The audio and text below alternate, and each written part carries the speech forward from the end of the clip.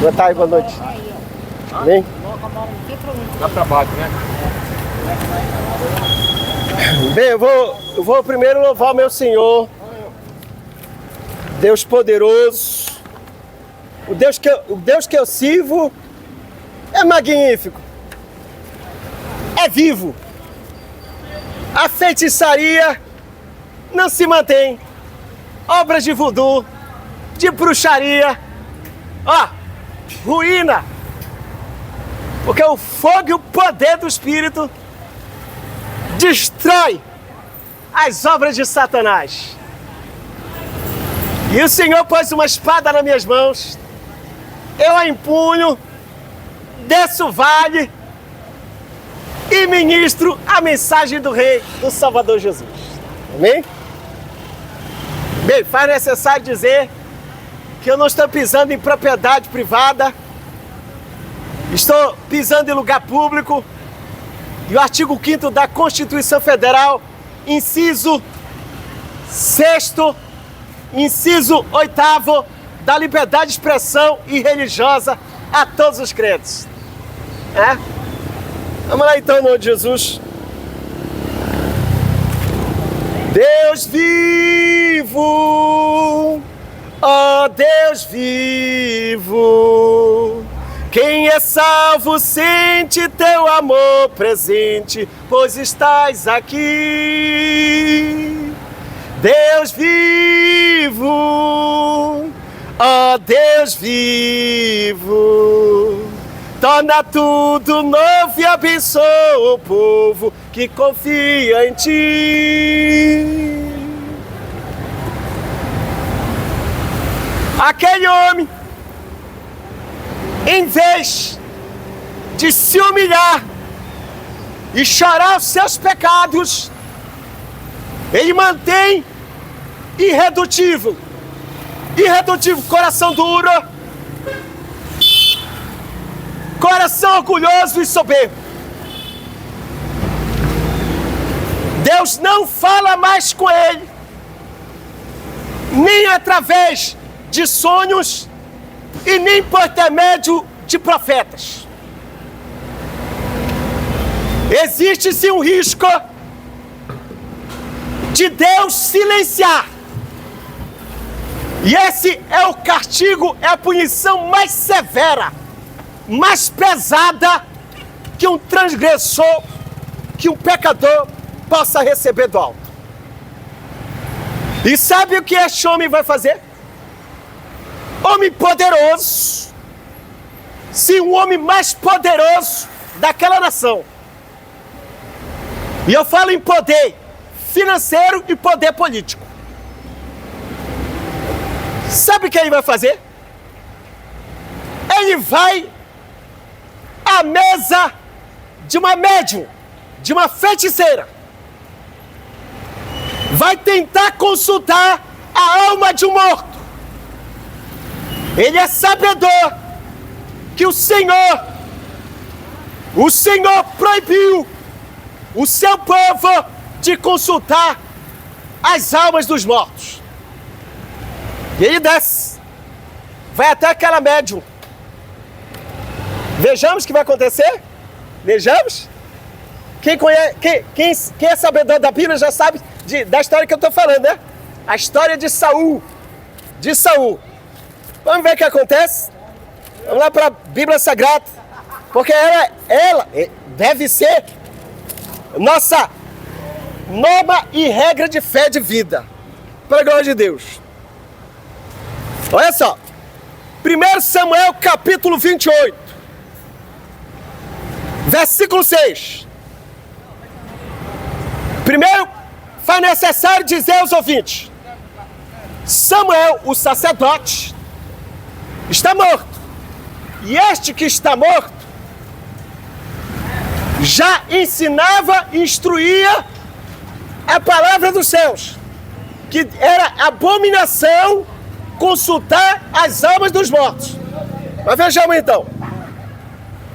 Capítulo 28 de 1 Samuel, versículo 6. O Senhor não respondeu a Saul, nem por sonhos, nem por profetas. Ele então, escute, ele então chama seus súditos e pede para apontar uma mulher médium para que ele possa encontrar-se com ela e consultar as almas dos mortos. Em especial, a alma do morto Samuel. E Saul disfarçou-se e foi até essa feiticeira. Olha porque é importante esse texto aqui. É importante você saber que, em hipótese alguma, Deus traz a alma de Samuel para falar com Saul. Vejamos então, no versículo 12. Primeira prova de que não era a alma morta de Samuel. Versículo 12. Vindo a mulher a Samuel, então ó, não é Saul que está vendo. Quem está descrevendo é a feiticeira, é a médium, que está dizendo que está vendo a alma do morto. A alma de Samuel. Vamos lá. Vindo a mulher Samuel, gritou em alta voz. E Saul então perguntou: o que vês? Vejo um Elohim, a palavra hebraica para Deus. Vejo um Deus que sobe da terra. Perguntou aquele que estava consultando a médium, consultando a feiticeira: como é a aparência dele? Respondeu ela: vem subindo um ancião e está envolto numa capa.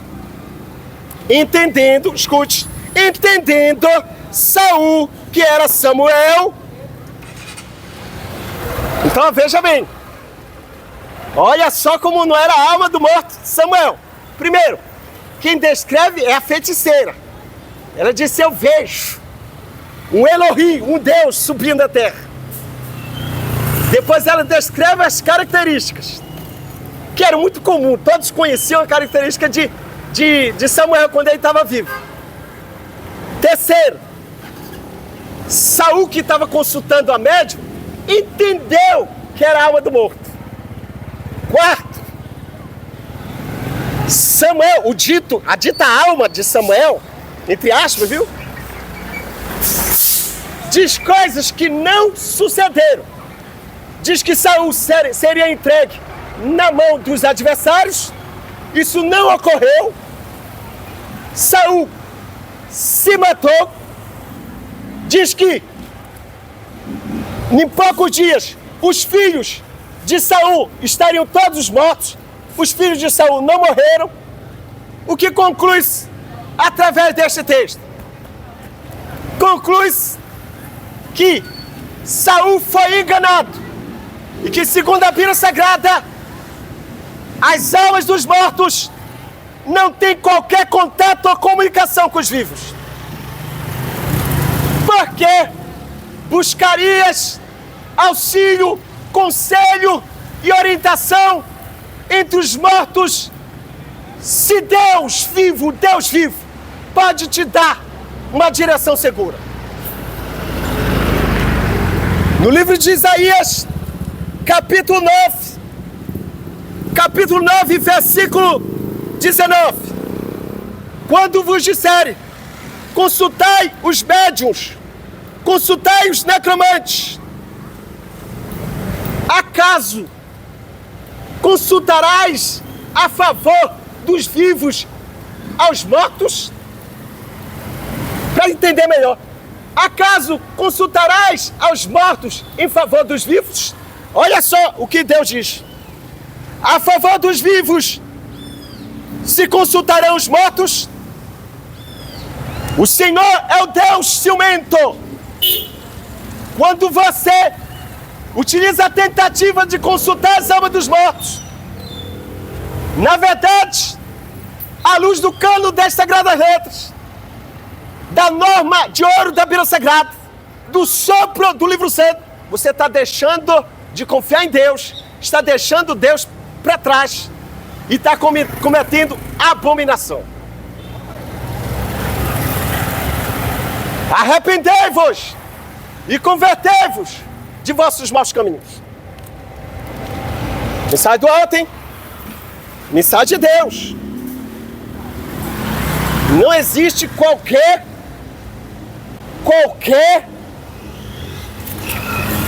sabedoria naquele que consulta os mortos. Está consultando demônios. Já pensou que você pode estar consultando uma alma em que está se passando um espírito enganador?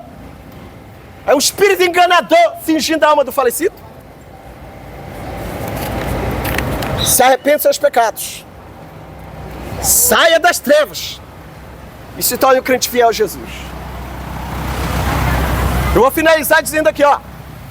No mundo espiritual, escute, no mundo espiritual existe, primeiro, seres angelicais, anjos. Escute, os anjos não são almas de mortos. Eles não têm corpos, jamais tiveram corpos, ou ossos, ou tendões.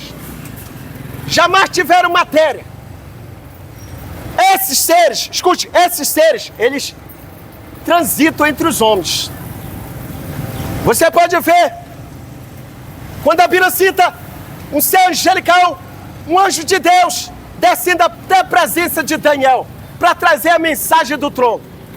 Você vê isso quando Maria recebe visita angelical de Gabriel, trazendo a mensagem do alto para ela. Você vê isso quando Paulo recebe a visita angelical para fortalecê-lo, dizendo: não temas, mas fala e não te cales. Agora, vamos falar das criaturas angelicais caídas, das hostes demoníacas. Elas também transitam entre os homens. Você vê isso quando essas terríveis hostes demoníacas conduzem os homens à prostituição, à mentira, à feitiçaria. Um exemplo bíblico é o gadareno possesso desses seres espirituais da maldade, desses demônios. E que quando o Senhor vai ao encontro deste homem, o Senhor expele esses demônios e põe em liberdade aquele homem e faz dele um missionário. Agora, por terceiro, no mundo espiritual existe as almas dos mortos. As almas dos mortos. Escute, os dois exemplos: anjos do céu e anjos caídos. Transitam, se movem entre os homens. Todavia, as almas dos mortos foi estabelecido pelo Criador, foi decidido pelo soberano Deus, que não tem qualquer tipo de contato entre as almas dos mortos e os vivos, entre os vivos e as almas dos mortos. Como você prova isso, pregador? O clássico da história bíblica, Lucas capítulo 16. A alma maldita daquele falecido, daquele homem rico, está em agonia, em tormento e pânico. E ele faz lembrança, ele recorda a sua parentela. E o que qual é a petição dele? Que uma daquelas almas falecidas, almas malditas, fossem até a casa da parentela dele para divertir, dar aviso solene daquele lugar de tormento e de pânico e tormento eterno. O que Deus responde? Deus diz não. Eles, quando diz eles, é os vivos, eles têm profeta e Moisés. Sabe o que significa isso? Eles têm o livro santo, a Bíblia Sagrada. De repente você diz: mas o timbre da voz era igual. falava exatamente aquilo que só eu e o ente querido morto sabia. Mãe do Rio, todos estão sendo observados, não só por homens, mas por espíritos, seja anjos ou demônios. Esses espíritos malignos, eles sabem coisas que só você faz, e você e outro. Quando você vai consultar, não passa na sua cabeça que por detrás daquela manifestação tem um espírito de engano? O apóstolo Paulo diz, não é de se admirar, que o próprio Satanás se desfigura, se transforma em anjo de luz para enganar os outros, para enganar os homens. Então saia das trevas, venha para a luz. Por que consultar os mortos se tem um Cristo vivo para você consultar e derramar o teu amor? O que é que você quer saber? Ou o que é que você vai pedir aos mortos que Deus não poderia te dar? O maior exemplo que você não deve tentar consultar as almas dos mortos é que você não vê essa prática no Novo Testamento, nem por Jesus e nem pelos apóstolos. Mensagem de Deus, hein? Meu dever é não separar o Senhor. A responsabilidade é sua.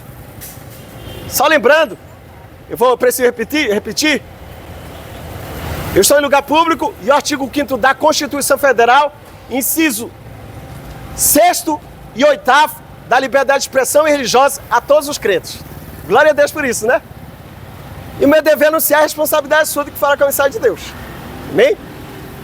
Senhor, toma essas vidas em tuas mãos, liberta, transforma, abre os olhos das almas cegas. Hoje tu manifestou a tua luz e a tua graça.